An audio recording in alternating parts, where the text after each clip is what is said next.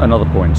So the problem now with reading any book that's politically orientated and pertaining to something that's current as opposed to something that's past, I would say for both, and for anything that's potentially future orientated too, i.e. encompassing all that is, we'll always leave out major details that allow you to understand the truth with respect to whatever context is being discussed, whether it's the First World War, Second World War. This particular example, which is orientated around the various conflicts in the Congo itself as a result of the enormous amounts of resources that exist there, cobalt, lithium, gold, diamonds, you name it, Congo has it. But the biggest problem is, and this is with respect to everything, this is, the water you drink is going to be owned by Pepsi-Cola or Coca-Cola. Nearly every drink is some subsidiary of these major corporations, which in turn derive from Vanguard Group or BlackRock. The food you eat, the plants you buy, the electronic devices that you use. I mean, Google is one example. It's basically monopolized the entire world with respect to just not just the physical hardware, but the software too. And, reading material is no different. When you purchase something from a bookshop or some kind of book supplier, everything is monopolized by the publishers, and the publishers are owned by the very same people that own most of these oil corporations, these pharmaceutical companies. Like I said, with respect to the food and water you drink being owned by Pepsi-Cola and Coca-Cola, who are subsidiaries of Vanguard, it's all part of the same pyramid scheme.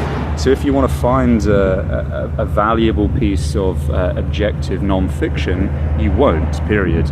If you go to somewhere like Amazon.com, or you go to, say, WH Smith or Foyles in the UK, they will have a directory of out-of-print material, right?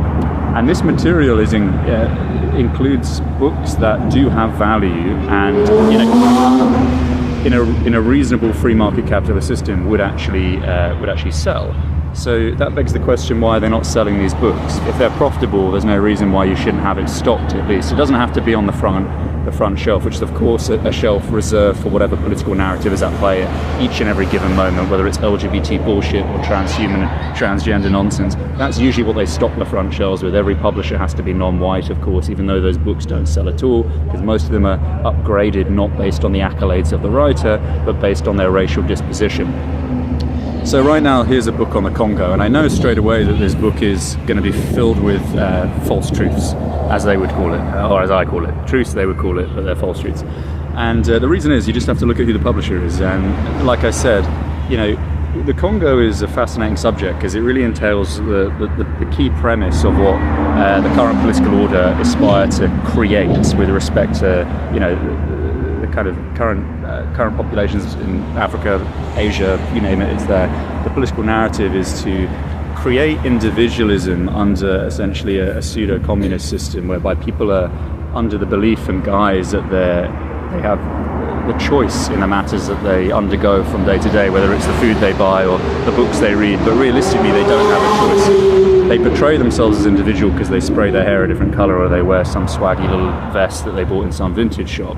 But realistically, they are more intertwined more with the totalitarian system than, ironically, many of the far left and far right nations of, let's say, the early 19th century or late 19th century. So this book is written by a guy who's part of the club. He went to all the atypical universities. He's part of the various fraternal networks, and he got a publishing contract as a result of that.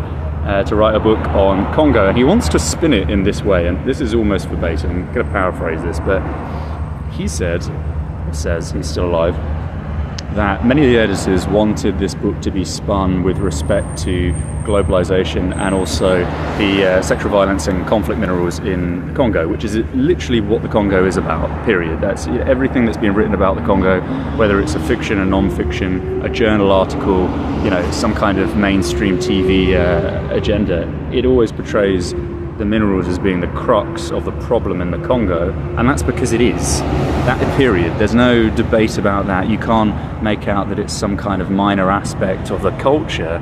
The Congo as a nation is obviously artificial. It's a country that was created as essentially a private garden by Leopold, the Belgian monarch. It wasn't part of the Belgian Empire originally. Only later did that come into effect. It was actually the private property of one sole individual. And that's the largest landmass anyone has ever claimed as private property in the history of the world's existence, as far as we're aware. So there is no Congo, there is no Democratic Republic of Congo, there is no Republic of Congo, there are no countries in the world realistically, and I've discussed that before. It's all nonsense, it's all fugazi. So when this author tries to flip the idea that the Congo's existence is not a derivative of globalization, when it is historically and it is in the current form, and all of this results from the fact that it has enormous mineral deposits. No one would give a fuck about the Congo if it was just a lot of trees and there was nothing to exploit. That's just the reality. It would just be like any other African nation, a little bit of this, a little bit of that, but nothing spectacular. So this guy is trying to spin it because, like I say, the publishers of his work are a part of the club. These houses are owned by the very same companies that mine this gold and this bauxite and this lithium and these various deposits. So they're not going to sponsor an author who's going to truly investigate the origin of that exploitation, which of course leads back to financial firms. And this is the best place to be doing this little video. It's Hong Kong, which essentially was created on the opium trade, deriving from the Vanguard Group, actually. It wasn't then the Vanguard Group, it was just branches of the Rothschild family who utilized the Sassoon family, all of whom were Jews. The Sassous were Sephardic Jews, the Rothschilds are Ashkenazi Jews. They only employ Jews, of course.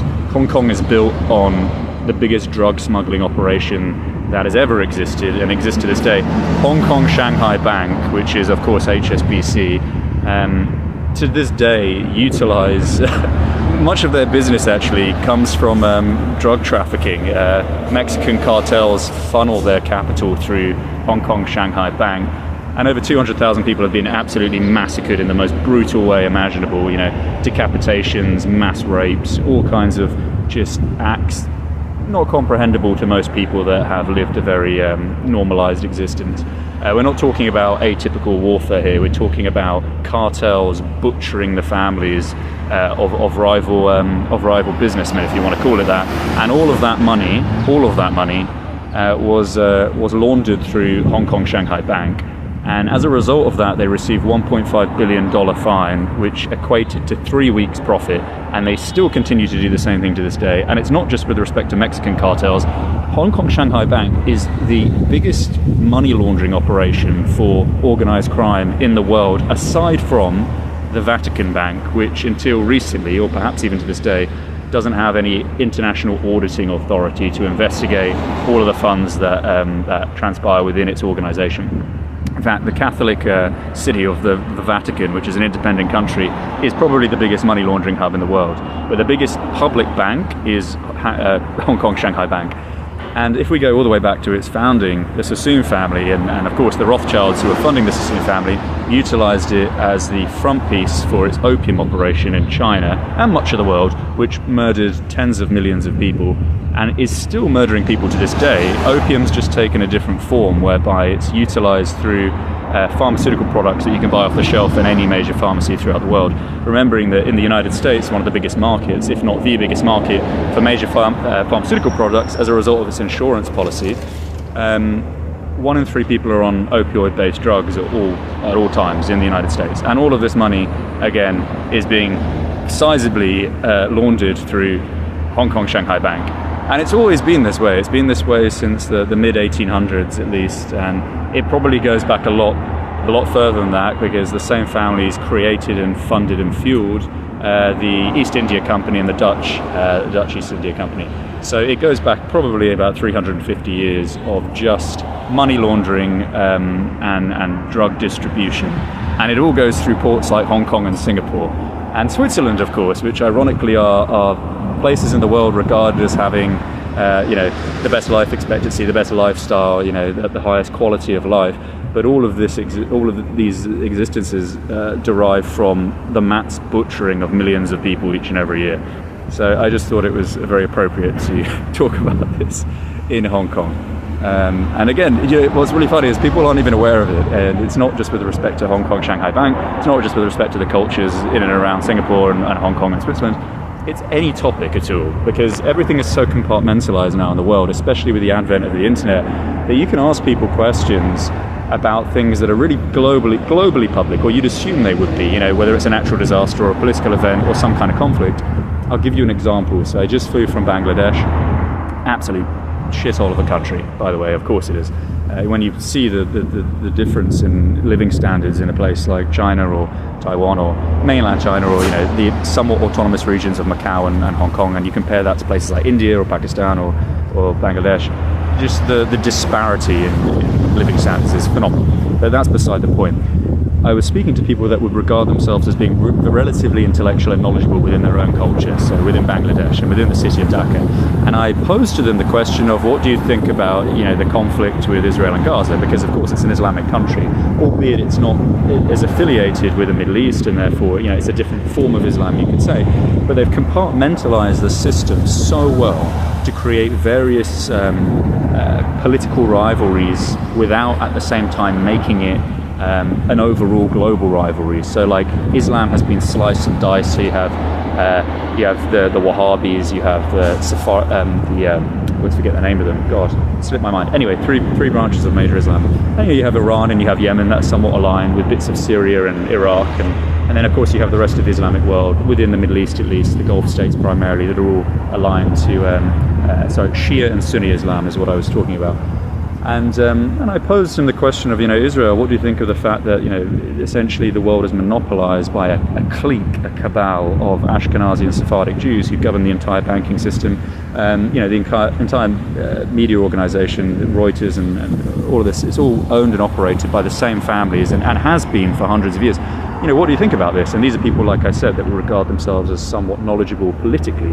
And they had absolutely no idea what I was talking about. And this is what's very scary. It doesn't have to be aligned to politics in particular, but you can go from one country to the next, neighboring countries that share the same racial disposition, maybe even the same religion, maybe they even have the same economic parameters. There's not much of a disparity economically, and people will have a completely different understanding of major international events, because when you utilize a web server like Google or Bing or any of these search engines, you get a different result based on what country you're registered to. Their algorithms are so advanced now, they've tailored everything to ensure that no one can unite, that everything has to be somewhat unique, and people's perceptions consequently create unlimited division, because there is this idea that the internet opens up doors and makes people more aware. It's the contrary. That's why it was created. It's the greatest weapon of all, to ensure that everything is compartmentalized as perfectly as possible, to ensure that there is continuous division amongst societies globally, like I said, irrespective of whether they have the same religion and the same ethnic characteristics. The internet is the ultimate weapon. It's the ultimate formula of divide. And another example is, you ask people from the 90s or the early 2000s, don't you remember the days when you used a search engine and you'd scroll down, having typed in any number of words, dog, cat, tree, water, holidays, politics, you name it, and you would have 100,000 Google results or Bing results or whatever the search engine in question is. They're all a part of the same umbrella anyway. And now if you search any of those things, often you only have 10 or 11 results. In the last couple of years, there are things that you can search on Google and you won't even reach the base page. It will run out of results halfway down. And this is all to tailor people's perception of the world around them. It's the ultimate form of indoctrination. If you can limit language, you limit expression. If you limit expression, you limit critical thought process. If you limit critical thought process, you limit people's ability to challenge what is wrong. So we've already reached a point now where that's pretty much clear cut. And I was thinking earlier, what is really the main reason behind this? And it's not particularly complex at all. People have lived, most people today are boomer generations that have come from an era which had a higher standard, right? So you think to yourself, okay, well, they lived in a time of higher standards, and they've had children and they've got grandchildren. How have they allowed the coming generations to be so idiotic in their mannerisms? How have IQ rates declined through the roof, ironically? How is that the case when the sizable proportion of society throughout the world still derived from a generation where standards were higher? Well, this is the thing. It comes down to time. It's very simple.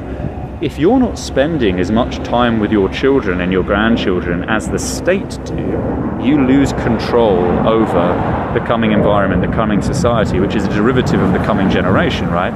So if you spend, say, 4 hours with your children each and every day before they go to school, before you go to work, and when they come back, Well, the state spends 7 or 8 hours with them within standardized schooling. And then in addition to that, your children are using devices of all kinds, and they're being subjected to all of that propaganda and that indoctrination that is created by the state and derives from that legislation and that policy which is enacted by these people that govern each and every governance in the world. So, parents by default, by sending their children to school, lose control of their children, period. Within a few years of children being subjected to propaganda and standardized schooling, you no longer have control over the coming generation and therefore the coming society. So the biggest, most fundamental problem and the most important mechanism for control by the state is schooling, is education. And you could also include things like devices in that, but just atypical, conventional, traditional schooling is the most demonic form and the ultimate weaponry for the status quo to apply and therefore mold each and everything that you see around you. So if you revoke that, if you remove your kids from standardized school practice, you regain control, and therefore you can create a better future for not just themselves but for everything else. It all comes down to time. Time is the most important commodity of all, and people forget that. So I would just end on that note.